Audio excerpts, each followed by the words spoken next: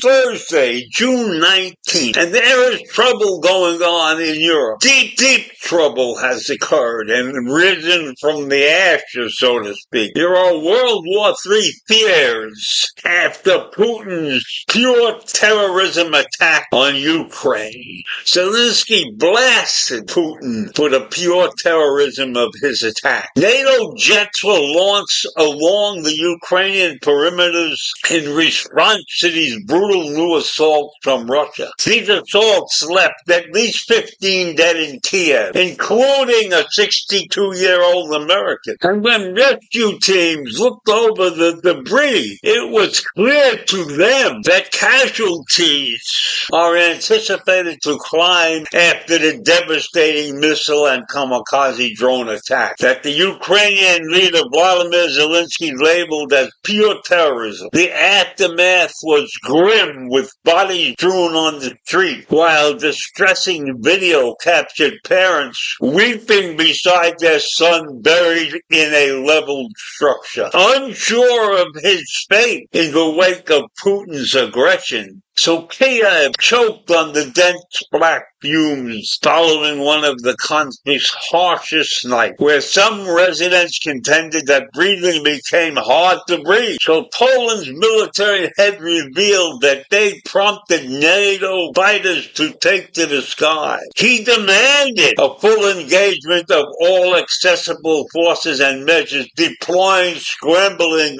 on-call fighter jets and amplifying the alertness of territorial air defense and radar detection setup. The steps are being taken are aimed at ensuring security of the areas bordering the threatened area. So these raids are going beyond the borders of Ukraine, so to speak. In Kiev, officials condemned Russia for a deliberate strike on civilians, alleging that drones were intentionally targeted at the population. And these attacks were not merely collateral damage from downed unmanned aircraft. Video evidence captured a drone attack on a residential high-rise building. And one of the war correspondents reported that the strikes on residential buildings are not the result of air defense, but there's targeted actions by the Russian military. And President Zelensky criticized Putin's desire to prolong the conflict and chastise the global community for turning a blind eye. And he's right. He's right. The world is not watching out for Ukraine. And the U.S. has not watched out for Ukraine either. We, as a member of a peaceful world, so to speak, should be helping the Ukrainians if we can, in some way, shape, or form. I know we're doing some things, but we're probably not doing enough. And we're not encouraging other nations to help out either. And these attacks on Ukraine are terrorism. And the whole world, the U.S. and Europe, must finally take some action in a way civilized society should act toward terrorists. And Putin is doing this solely because he can. He can afford to continue the war. He wants the war to continue. And for what reason? He wants to take Ukraine back into his circle. But what good is a destroyed nation? Why do you want to destroy a nation and then suck it up? Are you prepared to repair all the damage that you have done? This is a weird thinking case. It's just pure madness. He must be the supreme dictator. That's what he's living for. Being the head of Russia is not enough for him. He wants to be back to the old days when Russia controlled an immense property in Europe. And it's bad when those who have power in the world turn a blind eye to these things. There are contacts going on to all the partners that are possible so that there can be an appropriate response to Russia. It is the terrorists who should feel the pain, not the normal peaceful people. And that's what one of the Ukraine leaders has called for.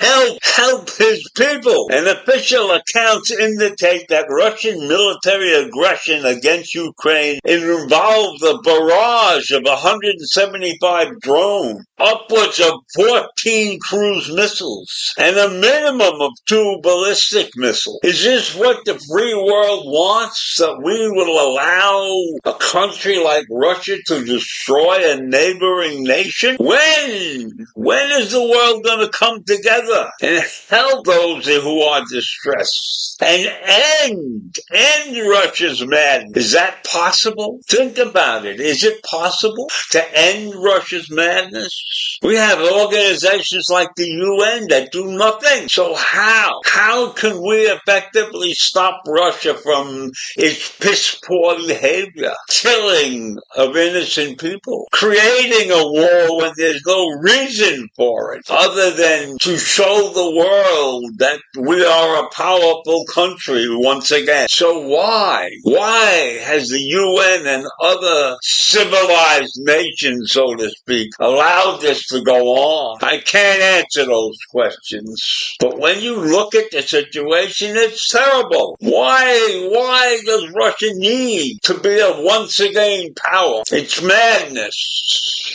The madness of Putin. So I leave you with these terrible thoughts this morning. Try to have a great day. Take care. Bye.